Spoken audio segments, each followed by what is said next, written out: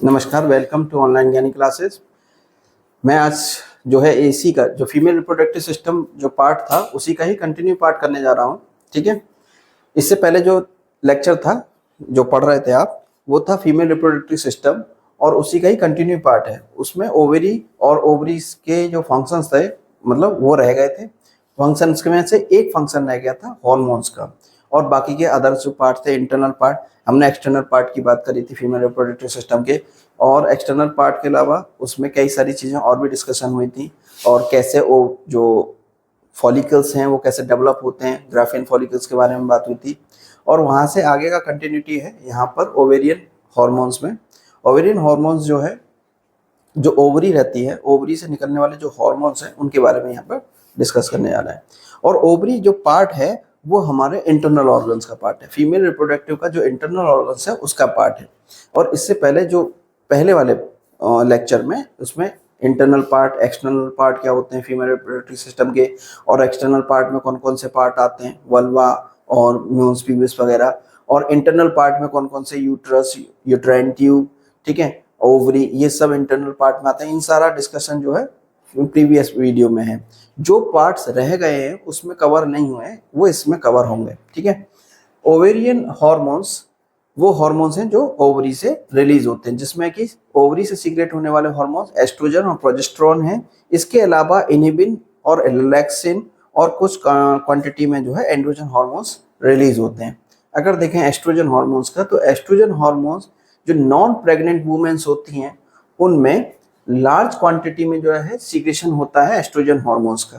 क्योंकि ये जो एस्ट्रोजन हार्मोन्स हैं फीमेल की जो प्यूबर्टी में जो मैच्योरेशन रहती है फीमेल रिप्रोडक्टिव ऑर्गन्स की, ब्रेस्ट की, है ना, इन सब के मैच्योरेशन के लिए ना ज़्यादा ज़रूरत होती है। और इसका जो सिग्निफिकेंट रोल है वो इसी के लिए रहता है। ठीक है, तो इस वजह से नॉन प्रेग्नेंट वुमेन में इसका जो है लार्ज क्वांटिटी में सीक्रेशन होता है। और अगर प्रेग्नेंट वुमेन में देखा जाए तो प्रेग्नेंट वुमेन में जो ज़्यादा क्वांटिटी में एस्ट्रोजन हार्मोन सीक्रेशन होता है वो होता है उनके प्लेसेंटा से। तो वहीं अगर इनका देखा जाए नॉन प्रेग्नेंट वुमेन का, तो इनकी लार्ज क्वांटिटी से theca interna cell, theca interna cell जो है कहाँ पाई जाती हैं, थीका इंटरना सेल्स पाई जाती हैं फॉलिकल, जो फॉलिकल्स रहते हैं, जो ग्राफियन फॉलिकल्स के चारों तरफ जो सेल्स पाई जाती हैं वो थीका इंटरना वहाँ पर पाई जाती है। तो वहाँ से रिलीज होता है एस्ट्रोजन हार्मोन्स, जो कि रिलीज करने के लिए जो रेस्पॉन्सिबल हार्मोन्स है वो कौन सा हार्मोन्स है, FSH। ठीक है, फॉलिकुलर स्टिमुलेटिंग हार्मोन। ठीक है, वो हार्मोन्स के थ्रू एस्ट्रोजन हार्मोन्स को रेगुलेट किया जाता है। हाइपोथैलेमस से रिलीज होता है एंटीरियर पिट्यूटरी ग्लैंड, ठीक है ना, हाइपोथैलेमस से एंटीरियर पिट्यूटरी ग्लैंड, और वहां से रिलीज होता है FSH। ठीक है, तो oestrogen hormone secrete the predominant at the larger stage the follicular phase before the ovulation, यानी कि ओव्यूलेशन होने से पहले ये रिलीज होगा, सीक्रेशन होगा किसका, एस्ट्रोजन हार्मोन्स का। Small quantity oestrogen hormone secreted by the adrenal cortex, adrenal cortex से भी कुछ मात्रा में एस्ट्रोजन हार्मोन्स रिलीज होता है। अब एडिनल कॉर्टेक्स से अगर एस्ट्रोजन हार्मोन्स रिलीज हो रहा है तो एडिनल कॉर्टेक्स मेल में भी पाई जाती है, यानी कि मेल में भी एस्ट्रोजन हार्मोन्स का सीक्रेशन होता है लेकिन स्मॉल क्वांटिटी में। ठीक है, वहीं अगर हम बात करें तो एस्ट्रोजन हार्मोन्स के 3 तरह के फॉर्म पाए जाते हैं, जिसमें से एक फॉर्म है एस्ट्राडियोल, एस्ट्रॉन और एस्ट्रियोल। ठीक है, ये 3 तरह का इसके फॉर्म है, यानी कि जैसे बिस्किट है तो बिस्किट जो है पार्ले जी का भी आता है, टाइगर का भी आता है, या हाइड एंड सीक वगैरह किसी अदर ब्रांड का भी आता है। सेम वैसे ही है तो सारे सारे बिस्किट्स, तो वैसे ये एस्ट्रोजन हार्मोन्स हैं, उसके अलग अलग फॉर्म हैं। ठीक है ना, तो अलग अलग तरीके के उनके फंक्शन हो जाते हैं। तो एस्ट्राडियोल, बीटा एस्ट्राडियोल, एस्ट्रॉन और एस्ट्रियोल। ठीक है ना, फॉलिकुलर फेज, ये जो लगभग जो फॉलिकुलर फेज से पहले, फॉलिकुलर फेज में ओव्यूलेशन से पहले जो रिलीज हुआ 30 to 200 pg/ml इतना रिलीज होता है। और वहीं नॉर्मल फीमेल में, एडल्ट फीमेल में एस्ट्रोजन का जो लेवल रहता है, यानी कि ब्लड में जो लेवल रहता है एस्ट्रोजन का, वो रहता है 12 to 34 pg/ml। ठीक है ना, ये पार्ट्स पर मिलियन। ठीक है, तो ये इसका जो है नॉर्मल जो एस्ट्रोजन लेवल है, जो एस्ट्रोजन लेवल जो चेक किया जाता है, जैसे किसी का फीमेल का अगर एस्ट्रोजन लेवल चेक करना है तो ब्लड से ही चेक किया जा सकता है। तो ब्लड में जो एस्ट्रोजन लेवल का मिलेगा वो 12 to 34 मिलेगा, और ये जो है इतना ओवरी से रिलीज होता है, जिसमें से जो मात्रा ब्लड में पहुंच जाती है वो 12 to 34 पहुंच जाती है। इसकी जो हाफ लाइफ है वो है 30 to 60 मिनट।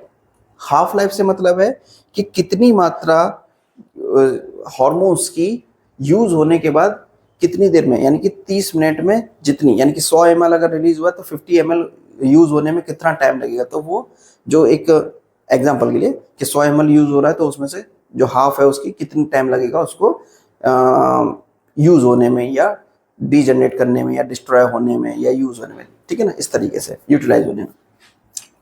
तो oestrogen hormones produce the following changes on uterus. अब ये जो एस्ट्रोजन हार्मोन्स है, जैसा कि मैंने बताया, फीमेल रिप्रोडक्टिव ऑर्गन्स के मैच्योरेशन में काफ़ी ज़्यादा हेल्प करता है। तो वहाँ अलग अलग ऑर्गन्स पर अलग अलग तरीके से इफेक्ट दिखाता है।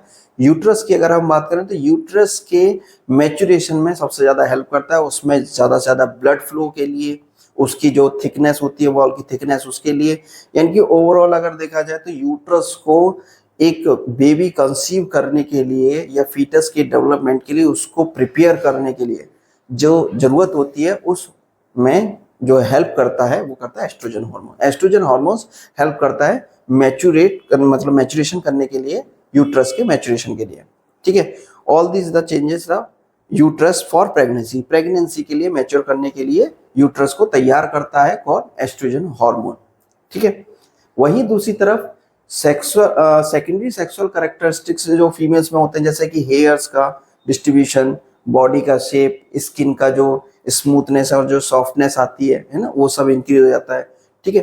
तो ये सब सारी चेंजेस भी करता है, यानी कि सेक्सुअल जो अपीयरेंस होता है उसको भी बढ़ाता है, यानी कि जो बॉडी की जो चार्मिंग कहेंगे या स्मूथनेस कहेंगे या बॉडी में जो हेयर ग्रोथ है, ठीक है ना, जो एडल्ट्रेशन लाता है, जितना ज्यादा एडल्ट्रेशन रहेगा है ना, सुडोल बॉडी बनाएगा, ठीक है ना, ब्रेस्ट का साइज भी बढ़ाएंगे, उसमें भी काम करता है, ठीक है। ये सब सारी चीजें काम करता है। पेल्विस एरिया में ब्रॉडर करेगा, जो पेल्विक एरिया है वो उसको भी ब्रॉडर करने में, ठीक है। जिससे कि जो बेबी रहता है उसको जब प्रेगनेंसी के टाइम में काफी ज्यादा वेट को होल्ड करना रहता है, उस होल्ड करने के लिए पेल्विस का हैवी होना काफी जरूरी रहता है, जिससे कि उसका प्रॉपर ग्रोथ हो सके।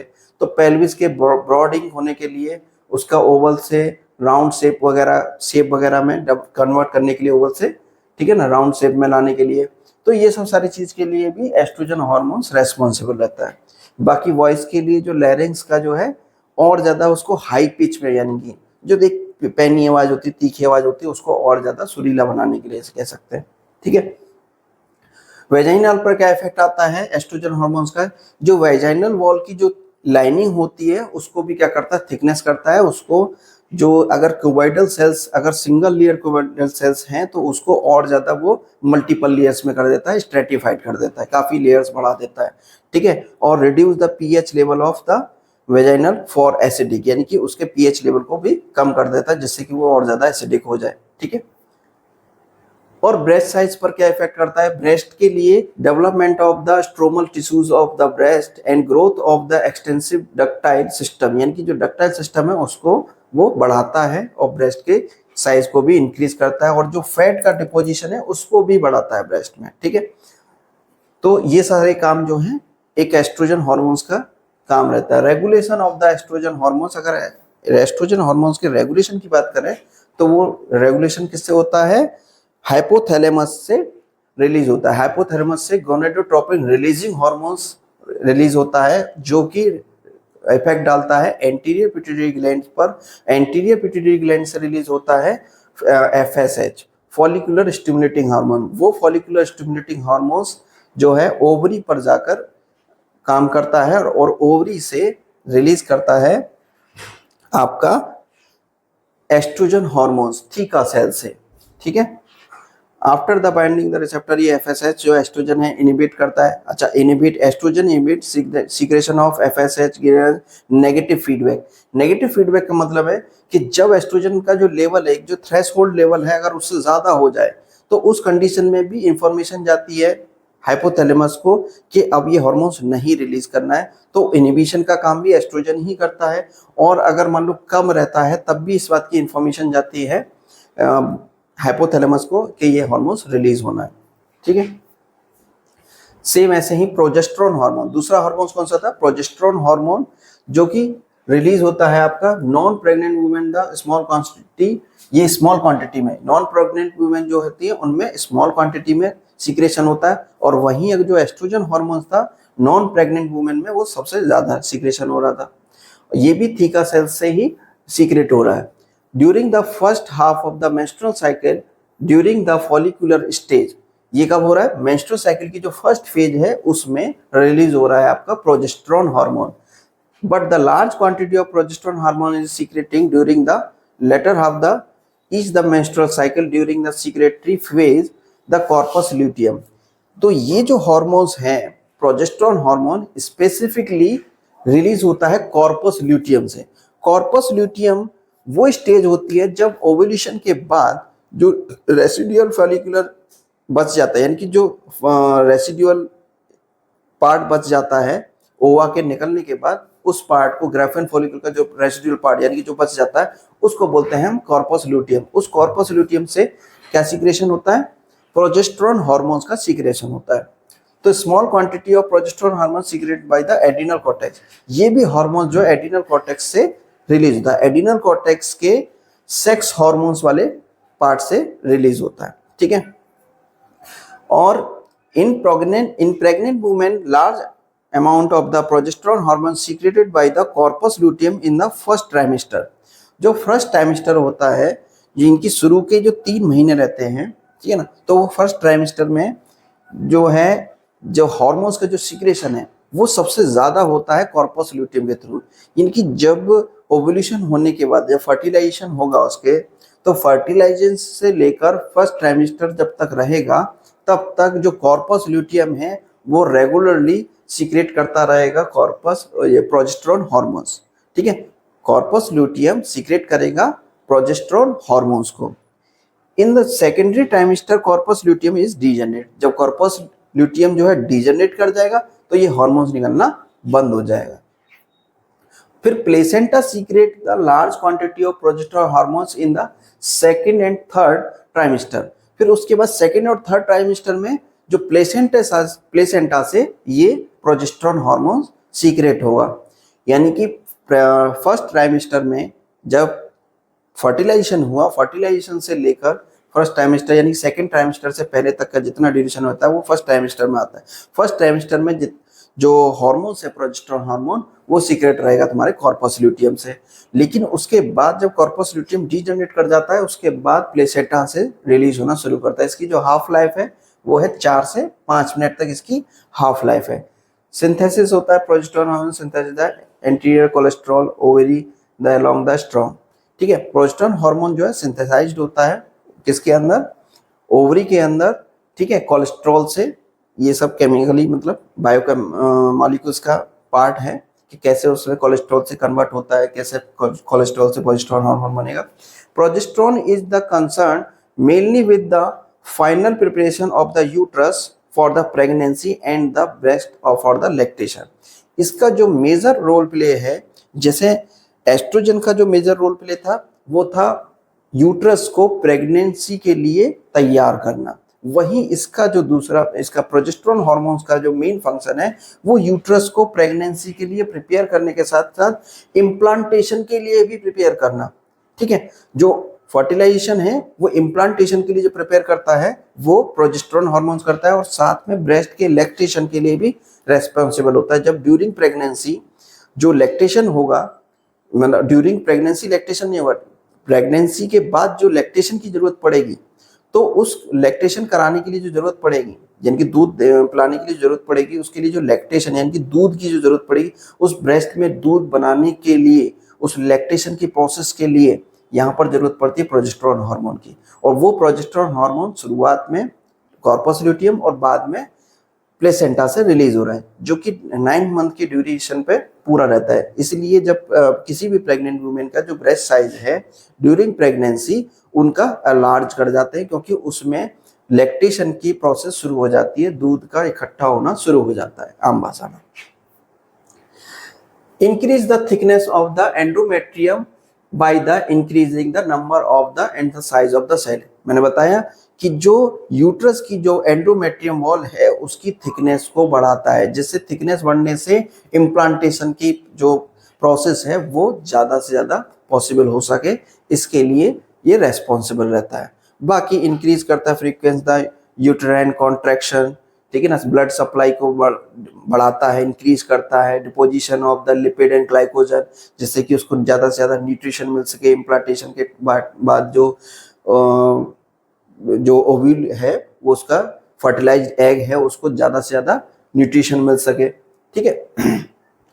फिर उसके बाद आता है यहाँ पर जो मेन फंक्शन थे, जितना भी प्लेसेंटा का जो फंक्शन था, उससे निकलने वाले जो हार्मोन्स थे, ठीक है, 2 हार्मोन्स थे, एक एस्ट्रोजन और प्रोजेस्टेरोन। बाकी इनहिबिन और रिलैक्सिन हार्मोन्स की अगर हम बात करें तो इनहिबिन रिलैक्सिन जो है, जब कभी भी हार्मोन्स की ज़्यादा अधिकता हो जाती है तो उसको इनहिबिट करने के काम आता है। रिलैक्सिन हार्मोन बर्थ के टाइम पर काम आता है, सर्विक्स के डायलेशन में काम आता है। बाकी एंड्रोजन हार्मोन्स हैं, बाकी एंड्रोजन हार्मोन्स बॉडी के शेप एंड साइज और ओवरऑल रिप्रोडक्टिव ऑर्गन्स की डेवलपमेंट में काम आते हैं, इस तरीके से काम रहते हैं। बाकी जैसे हेयर ग्रोथ ना होना, एज कम्पेयर टू मेल के कंपैरिजन में जो फीमेल में जो हेयर ग्रोथ कम होती है उसके लिए भी एंड्रोजन वगैरह रेस्पॉन्सिबल रहते हैं। और ये एंड्रोजन हार्मोन्स आगे चल के फर्दर डिवाइड होते हैं, कई तरह के अलग अलग फॉर्म्स क्रिएट करते हैं हार्मोन्स की। इसके बाद आता है हमारा, यहाँ तक था ओवरी। ओवरी के बाद आएगा आपका फैलोपियन ट्यूब। फैलोपियन ट्यूब या यूटेराइन ट्यूब एक ही बात है, दोनों में एक ही नाम है। Uterine tube are also known as the fallopian tube. Define क्या है कि tortuous duct with the convey oocytes from ovary to uterus, यानी कि यूट्रस से ओवरी को जोड़ने वाली एक नली को हम क्या बोलते हैं, यूटेराइन ट्यूब या फैलोपियन ट्यूब। इस फैलोपियन ट्यूब के कई सारे पार्ट होते हैं, जैसे कि फिमरी, इन्फंडिबुलम, एम्पुला और स्थमस। जो पार्ट ओवरी से जुड़ा रहता है, यानी कि जो नियर बाई ओवरी रहता है, वो होता है फिमरी। उसके बाद वाला जो पार्ट आता है वो आता है इन्फंडिबुलम। फिर उसके बाद एक एम्पुलरी रीजन आता है, जो एम्पुला जिसको बोलते हैं, और जो पार्ट जुड़ा रहता है यूट्रस से उसको बोलते हैं स्थमस, ठीक है। लगभग 10 सेंटीमीटर की इसकी जो है लेंथ रहती है। ये जो ओवरी से जुड़ा हुआ जो पार्ट है ये फिमरी है, ये इन्फंडिबुलम, ये एम्पुलर रीजन, और ये जो यूट्रस से जुड़ा हुआ पार्ट है इसको बोलते हैं स्थमस। यहाँ से लेकर यहाँ तक ये पूरा का पूरा क्या है आपका, यूटेराइन ट्यूब। और जो मेन इसका फंक्शन होता है यूटेराइन ट्यूब का या फैलोपियन ट्यूब का, वो होता है फर्टिलाइजेशन।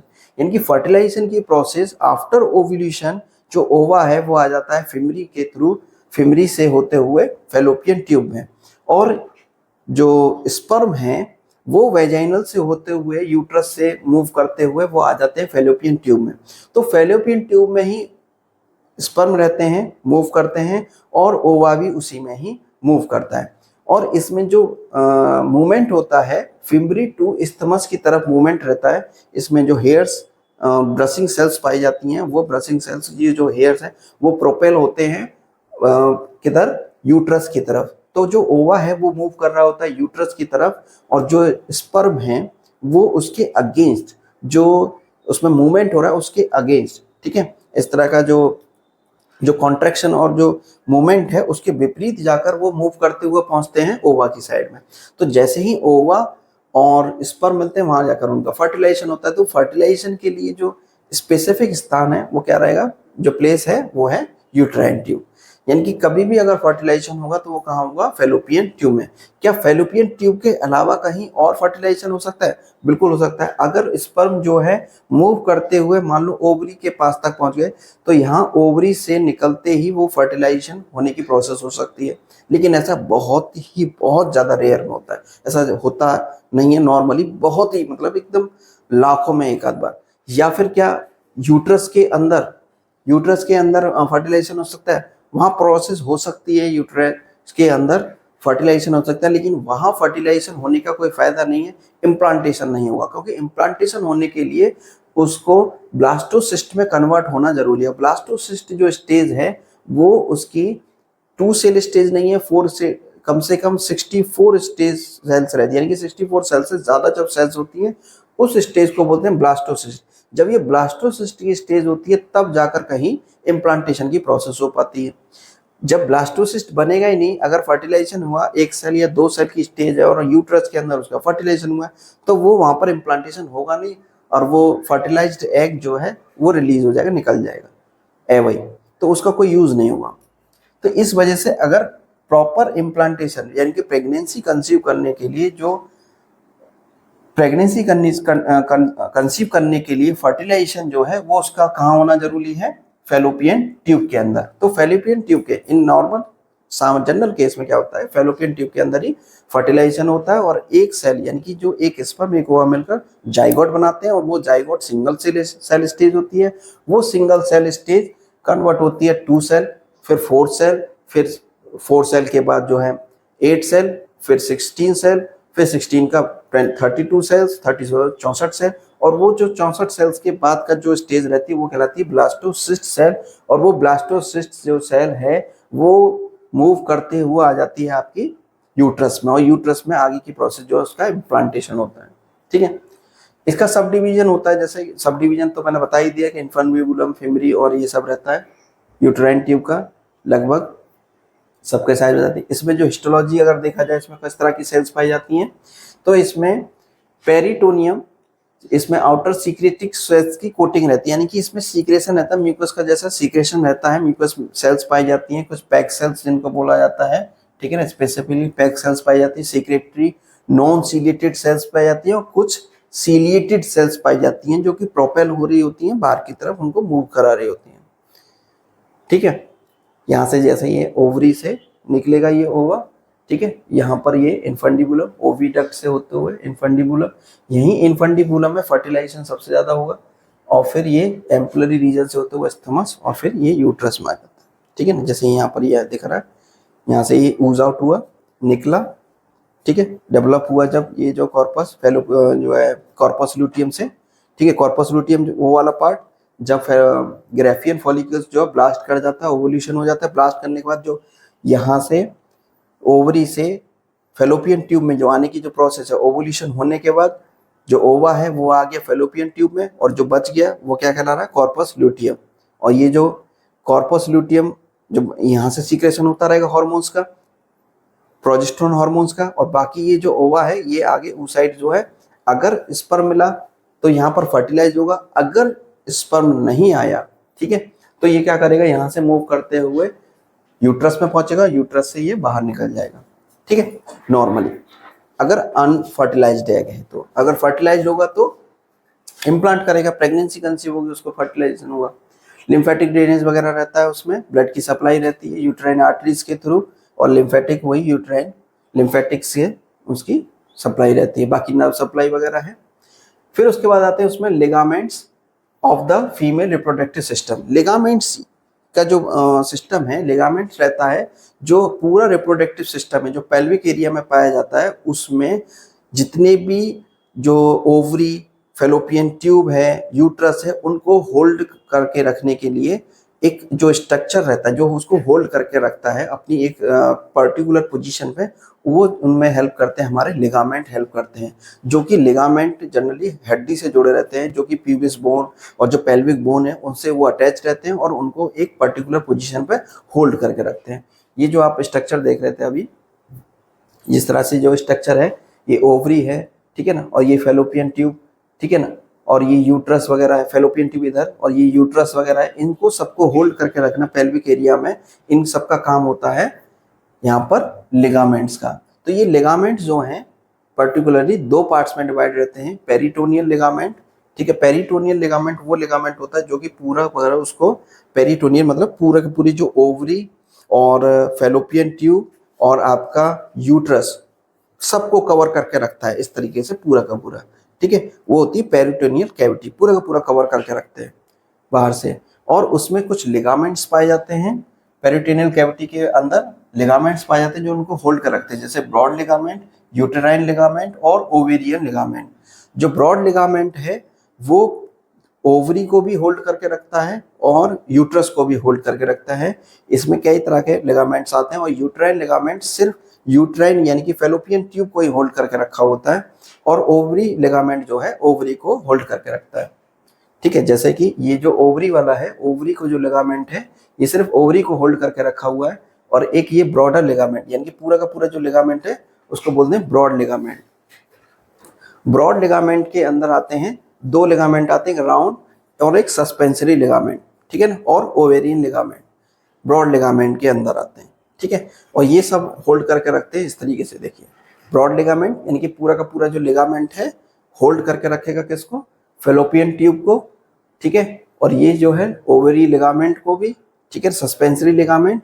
तो ये ओवरऑल पूरा क्या है, ब्रॉड लिगामेंट यानी कि बड़ा लिगामेंट, ठीक है। और ये क्या है, ओवरी यहाँ पर, और ये वाला जो पार्ट है ये यूट्रस का पार्ट है, ठीक है। इसमें भी यही दिखाया है, ये जो लिगामेंट है ग्रीन कलर से दिखाया हुआ है, राउंड लिगामेंट है जो कि उसके फेलोपियन ट्यूब के चारों तरफ रहता है, ठीक है। ये ब्लैडर है, यूरिनरी ब्लैडर, इसका ये ऊपर से ऐसे इस तरीके से फेलोपियन ट्यूब वगैरह को, ठीक है।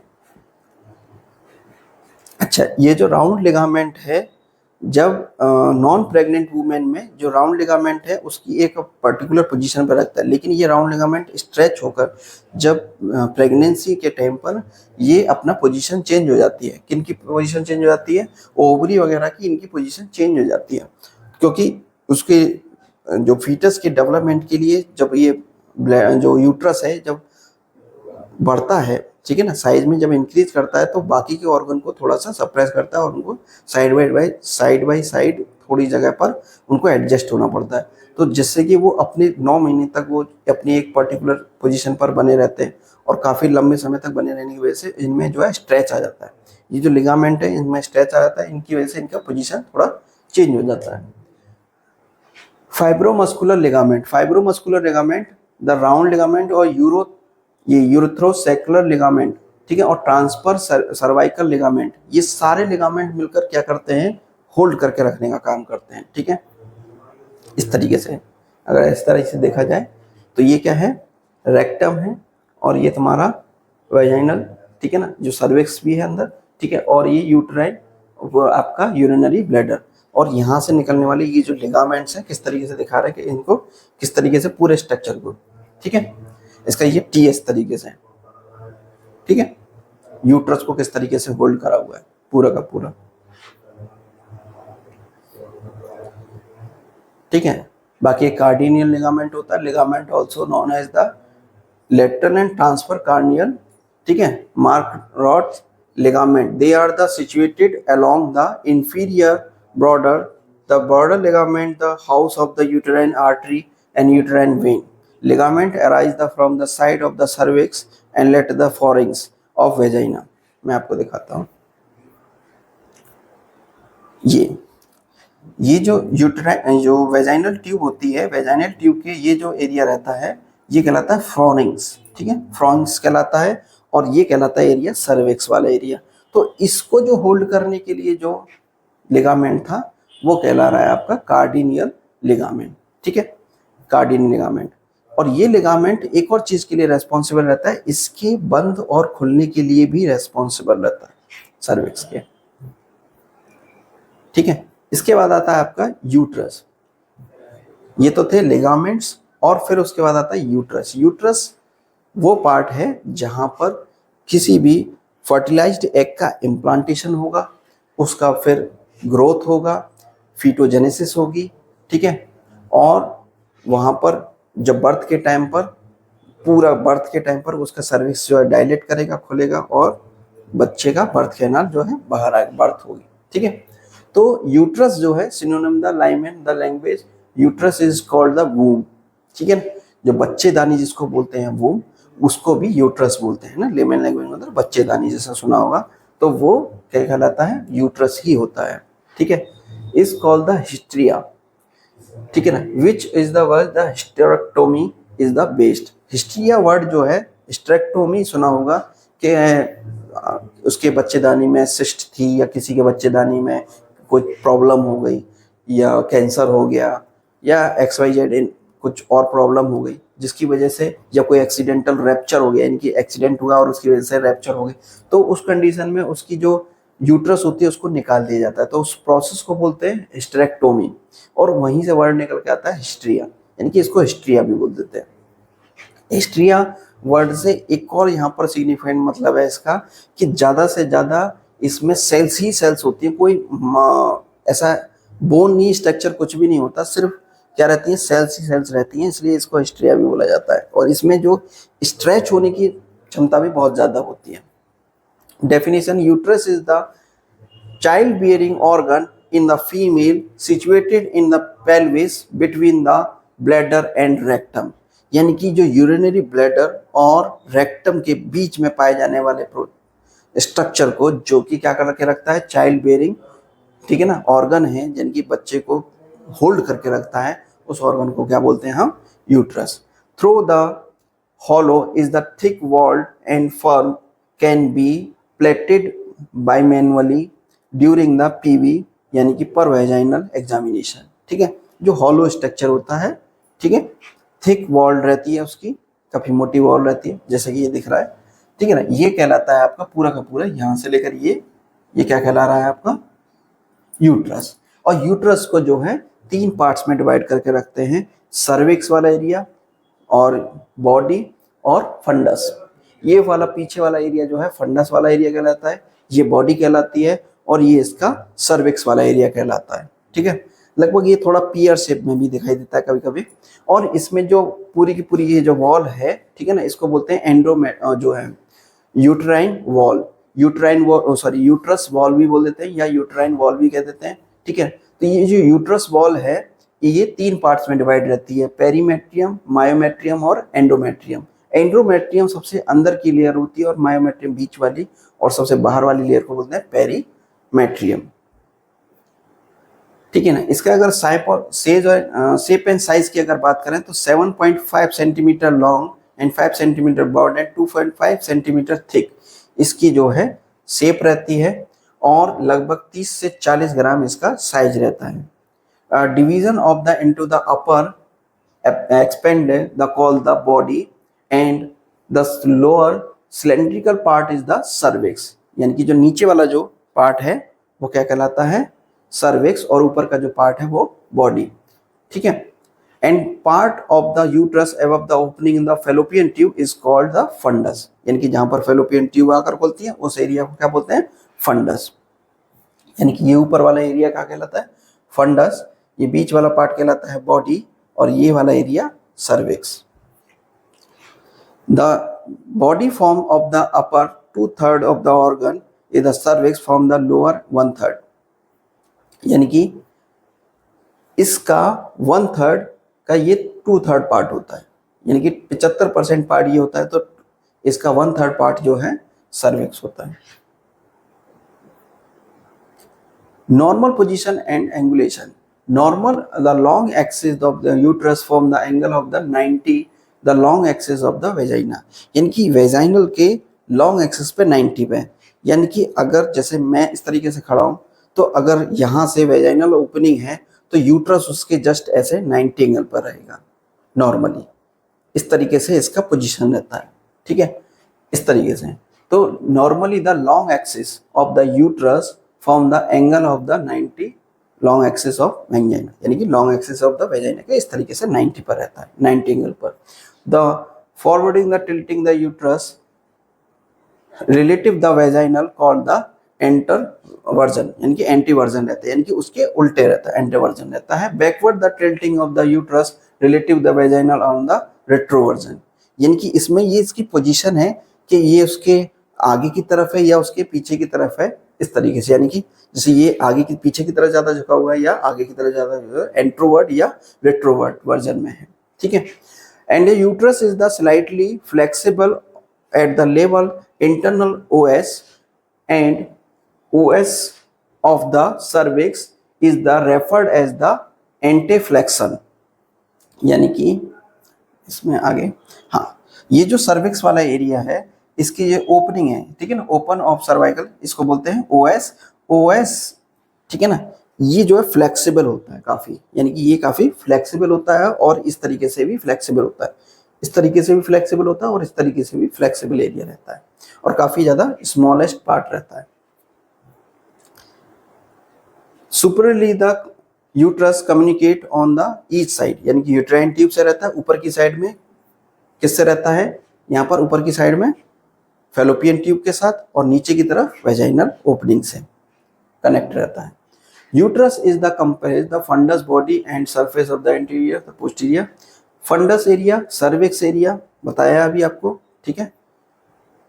वस्कुलर, उसमें anterior supply, venous supply, lymphatic supply, यानी कि उसमें ब्लड की सप्लाई किस तरीके से रहती है, उसी से जो यूट्राइन आर्टरीज रहती हैं उनसे सप्लाई रहती है, प्लेक्सस ड्रेनेज रहती है, उसी में ही यूट्राइन जो है वेंस की रहती है, ठीक है ना, और लिम्फेटिक के लिए अपर लिम्फेटिक पार्ट से जो है उसमें लिम्फेटिक ड्रेनेज से रहती है, ठीक है, ब्लड की सप्लाई रहती है। इसकी ये जो दिखा रहे हैं इसमें, ये एनलार्ज ऑफ द, जब एस्ट्रोजन हार्मोन रिलीज होता है, जब एस्ट्रोजन हार्मोन जो यूट्रस को प्रिपेयर करता है फॉर प्रेगनेंसी, तब इस एंड्रो में ये जो यूटेराइन वॉल है, यूट्रस की जो वॉल है वो क्या कर जाती है, थिक कर जाती है, यानी कि वो मोटी हो जाती है और स्पेसिफिकली जो एंडोमेट्रियम वॉल है वो थिक हो जाती है। प्रोजेस्टेरोन हार्मोन्स इसकी थिकनेस को और ज़्यादा बढ़ा देता है, ठीक है। तो यहाँ जी एंडोमेट्रियम वॉल की जो थिकनेस को बढ़ाने के लिए एस्ट्रोजन और एंड्रोजन दोनों ही हार्मोन्स रिलीज जो है रेस्पॉन्सिबल होते हैं और इसके इनलार्ज होने की वजह से यहाँ जो बॉडी वाला एरिया है ये काफ़ी नैरो हो जाता है, इवन सर्विक्स वाला एरिया भी एकदम क्लोज्ड हो जाता है और यहाँ पर काफ़ी म्यूकस बनने की वजह से यहाँ पर जो एंट्री है वो एकदम क्लोज हो जाती है आफ्टर फर्टिलाइजेशन के बाद। और अगर नॉन फर्टिलाइज्ड एग है, ठीक है ना, और वो अगर यूट्रस में आया तब भी जब इसकी एंडोमेट्रियम वॉल की थिकनेस रहती है तब भी ये इस तरीके से रहती है। तो जब मेंस्ट्रुअल साइकिल होती है उसमें क्या रहता है, मेंस्ट्रुअल साइकिल में जब इसकी वॉल नॉर्मल होगी तो ये जो थिकनेस है यहाँ पर ये सेड ऑफ हो जाती है, यानी कि ये टूट जाती है या गिर जाती है, सेड ऑफ हो जाती है, जिसकी वजह से मेंस्ट्रुअल पीरियड निकलता है, ठीक है, या मेंस्ट्रुअल फ्लूइड निकलता है। Uterus is otherwise known as womb and it lies the pelvic cavity between the rectum and urinary, hollow muscular organ, thick wall, ठीक है, 3 पार्ट्स में डिवाइड रहता है, ठीक है। इसकी जो सीरस लेयर, इसमें कई तरह की लेयर रहती हैं, आउटर लेयर, मिडिल लेयर और इनर लेयर, ठीक है ना। इनर लेयर को क्या बोलते हैं, एंडोमेट्रियम, मिडिल लेयर को बोलते हैं मायोमेट्रियम, ठीक है, और बाहर वाली लेयर को बोलते हैं पेरीमेट्रियम या सीरस लेयर या आउटर लेयर, ठीक है। इनके सबके अपने अपने सिग्निफिकेंट रोल है, ठीक है, कि मायोमेट्रियम में जो है सबसे ज़्यादा स्मूथ मसल्स फाइबर्स पाई जाती हैं एक्सटर्नल मायोमेट्रियम में, ठीक है ना, जो एनलार्ज होती है मसल फाइबर को बड़ा करने के लिए। एंडोमेट्रियम में जो है सिलिएटेड कॉलमिनर एपिथेलियल सेल्स पाई जाती हैं। Surface of the epithelium the minutes orifice, ये मिनिट ऑरिफिस जो ओएस को जो है ऑरिफिस वहाँ से शुरुआत होती है उसकी। Endometrium also contain the connective tissue, इसमें काफ़ी सारे कनेक्टिव टिश्यूज रहते हैं जो कि रिच ब्लड सप्लाई होती है इसमें ब्लड की। और uterine gland are the line the ciliated columnar cell, uterine gland में कुछ सिलिएटेड कॉलमिनर एपिथेलियल सेल्स पाई जाती हैं जो कि सीक्रेशन करती हैं, म्यूकस वगैरह का सीक्रेशन भी बहुत होता है, ठीक है। और जो लोअर पार्ट रहता है यूट्रस का वो रहता है cervix, cervix is the lower, ठीक है ना, एक जो है बॉडी की तरफ वाला पार्ट और एक वेजाइनल वाला पोर्शन, ठीक है ना। इस तरीके से जो वेजाइनल वाला पार्ट होता है उसी को बोलते हैं एक्सटर्नल ऑरिफिस, यानी कि एक्सटर्नल ओएस भी बोल देते हैं उसको, ठीक है। और एक इंटरनल ओएस यानी कि ऑरिफिस, यानी कि अंदर एंट्री करने वाला पार्ट। आप इसको ऐसे समझे, देखा है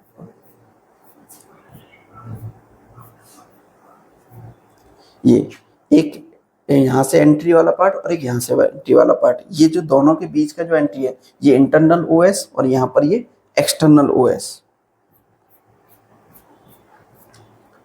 ठीक है। Mucous membrane of the stratified epithelium, mucous membrane. फिर उसके बाद आता है वेजाइनल, ठीक है। इसमें जो यूट्रस में 3-4 चीज़ें याद रखने वाली हैं। पहला कि इसके पार्ट्स जो एक तो हॉलो मस्कुलर ऑर्गन है यूट्रस, जो कि जुड़ा हुआ रहता है फेलोपियन ट्यूब से। जो फेलोपियन ट्यूब से पार्ट जुड़ा रहता है उसको बोलते हैं फंडस, और वहीं जो बीच वाला पार्ट रहता है उसको बोलते हैं बॉडी, और उसके नीचे वाले पार्ट को बोलते हैं सर्विक्स, जो कि जुड़ा रहता है वाजाइनल ट्यूब से। और वो एंगाइल रहता है, यानी कि इसका जो एंगल रहता है वो 90 एंगल पर रहता है, ठीक है। और इसकी जो वॉल रहती है, यूट्रस की जो वॉल है वो 3 पार्ट्स में डिवाइड रहती है, मायोमेट्रियम, एंडोमेट्रियम और पेरीमेट्रियम। पेरीमेट्रियम सबसे आउटर लेयर है, मायोमेट्रियम सबसे बीच की लेयर है, और एंडोमेट्रियम सबसे इनर लेयर है, ठीक है। बाकी यूट्रस के डेवलपमेंट और उसके ग्रोथ के लिए वो सबसे के लिए एस्ट्रोजन और प्रोजेस्टेरोन दोनों ही हार्मोन रेस्पॉन्सिबल होते हैं। फिर उसके बाद आता है वेजाइनल या वेजाइनल ट्यूब, ठीक है। इसमें भी 2 पार्ट्स हैं, कि एक तो जो हम वल्वा में देखते हैं वेजाइनल ओरिफिस, और वेजाइनल ट्यूब जो कि इंटरनल पार्ट है वेजाइनल ट्यूब, ठीक है। Vaginal is the short tubular organ. Tubular organ इसलिए क्योंकि ट्यूब जैसा संरचना रहती है। Line the mucous membrane which is the form by the stratified epithelial cell, जो कि किससे बना रहता है, स्ट्रेटिफाइड एपिथेलियल सेल से बना रहता है। और जब एस्ट्रोजन हार्मोन्स रिलीज होता है, यही स्ट्रेटिफाइड एपिथेलियल सेल्स जो है और ज्यादा स्ट्रेटिफाइड हो जाती है, यानी कि और ज्यादा इनमें लेयर्स आ जाती हैं। Vaginal is the important part of the body, internal and external reproductive anatomy, ठीक है। यानी कि ये दोनों तरीके से, यानी कि एक्सटर्नल एनाटॉमी और इंटरनल एनाटॉमी दोनों में दिखाई देता है, ठीक है ना। एक्सटर्नल वाले को वेजाइनल ओरिफिस सिर्फ ओपनिंग की तरह रहता है, और इंटरनल में एक ट्यूब की तरह रहता है। It is the powerful passage of that play a role in the sex, menstruation, pregnancy and childbirth. ये जो वेजाइनल है, वेजाइना वो रोल प्ले करती है सेक्स के लिए भी और मेंस्ट्रुएशन के लिए भी, यानी कि मेंस्ट्रुएशन पीरियड जो फ्लूइड निकलता है उसके लिए भी, प्रेगनेंसी के लिए भी, प्रेगनेंसी कंसीव करने के लिए भी, और चाइल्ड बर्थ के लिए भी ये रेस्पॉन्सिबल होता है, ठीक है। Sexual life in the female, अगर सेक्सुअल लाइफ की फीमेल की बात करें तो वो 3 पार्ट्स में डिवाइड की गई है, ठीक है। तो सेक्सुअल लाइफ में जो फर्स्ट पीरियड, ठीक है ना, 3 पार्ट्स में, 3 पीरियड्स में उसको डिवाइड किया हुआ है। फर्स्ट पीरियड का मतलब है first period extend from the birth to puberty, यानी कि जब कोई भी फीमेल बच्चा जब पैदा होता है, जो फीमेल हो, वो प्यूबर्टी से पहले की जितनी भी लाइफ रहती है वो उसकी कहलाती है फर्स्ट पीरियड ऑफ लाइफ। यानी कि उसकी जो सेक्सुअल लाइफ है उसको 3 पार्ट्स में डिवाइड किया हुआ है मेजरली। पहला पार्ट जो प्यूबर्टी से पहले का है, और एक वो पार्ट जो प्यूबर्टी से लेकर मेनोपॉज तक के बीच में आता है, वो सेकेंडरी पीरियड कहलाता है। और एक थर्ड पीरियड आता है आफ्टर मेनोपॉज, ठीक है। आफ्टर मेनोपॉज जो है वो थर्ड पीरियड कहलाता है, जो कि मेनोपॉज के बाद का जो है रेस्ट ऑफ द लाइफ रहती है। तो इस तरीके से जो पार्ट है सेकंड पार्ट, उसमें ओवुलेशन वाला जो प्यूबर्टी में शुरुआत होता है, ओवुलेशन का, ओवुलेशन जो है शुरुआत, यानी कि फर्स्ट एग रिलीज होगा, फिर एग रिलीज होते होते होते लगभग 30 साल तक जो है एग रिलीज होते रहेंगे। जब लास्ट एग रिलीज होगा फिर उसके बाद कोई एग रिलीज नहीं होगा, तो उस प्रोसेस को बोलते हैं मेनोपॉज। और मेनोपॉज हो जाने के बाद उस जो पूरे का पूरे जो टाइम ड्यूरेशन था, प्यूबर्टी स्टार्ट होने से लेकर फर्स्ट पीरियड से लेकर, और जिसको फर्स्ट पीरियड को जो मेनार्च भी बोल देते हैं, मेनार्च से लेकर मेनोपॉज तक की जो प्रोसेस रहती है, यानी कि जो टाइम लाइन है या टाइम ड्यूरेशन है, उसको बोलते हैं second period of the women, ठीक है ना। सेक्सुअल लाइफ भी होती है वो, ठीक है। और थर्ड पीरियड जो है आफ्टर मेनोपॉज, ठीक है। इसके बाद हमारी जो नेक्स्ट क्लास रहेगी उसमें हम शुरू करेंगे इसमें मेंस्ट्रुअल साइकिल एंड गैमेटोजेनेसिस, ठीक है। इसका जो दूसरा लेक्चर रहेगा उसमें शुरू होगा हमारा मेंस्ट्रुअल साइकिल और गैमेटोजेनेसिस। गैमेटोजेनेसिस में हम स्पर्मेटोजेनेसिस और ooजेनेसिस दोनों के बारे में डिस्कस करेंगे, और मेंस्ट्रुअल साइकिल तो हम डिटेल में जानेंगे ही, ठीक है। आज के लिए सिर्फ इतना ही, मिलते हैं फिर नेक्स्ट क्लास में। Thank you.